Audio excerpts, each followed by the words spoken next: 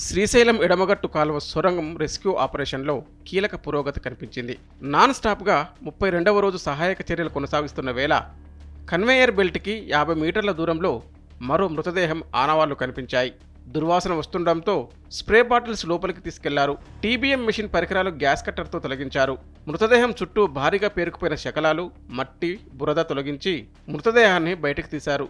మృతుడు యూపీకి చెందిన project engineer Manoj కుమార్గా భావిస్తున్నారు. డెడ్ బాడీని పోస్టుమార్టం నిమిత్తం నాగర్ కర్నూలు ప్రభుత్వాసుపత్రికి తరలించారు. గత నెల ఫిబ్రవరి 22న టన్నెల్లో జరిగిన ప్రమాదంలో 8 మంది కార్మికులు చిక్కుకుపోయారు.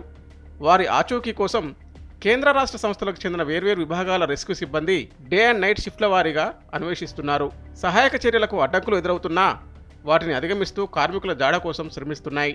8 మందిలో గుర్ప్రీత్ సింగ్ మృతదేహాన్ని బయటకు తీశారు. ఆ తర్వాత కుటుంబ సభ్యులకు అప్పగించారు.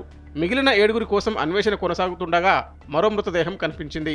ఇక మిగిలిన 6 కోసం సహాయక చర్యలు కొనసాగుతున్నాయి.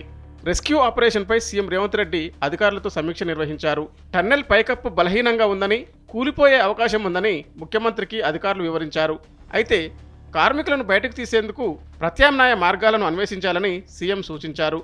మరోవైపు D1, D2 ప్రాంతాల్లో కాకుండా మరో చోట తవ్వకాలు జరుపుతున్నారు.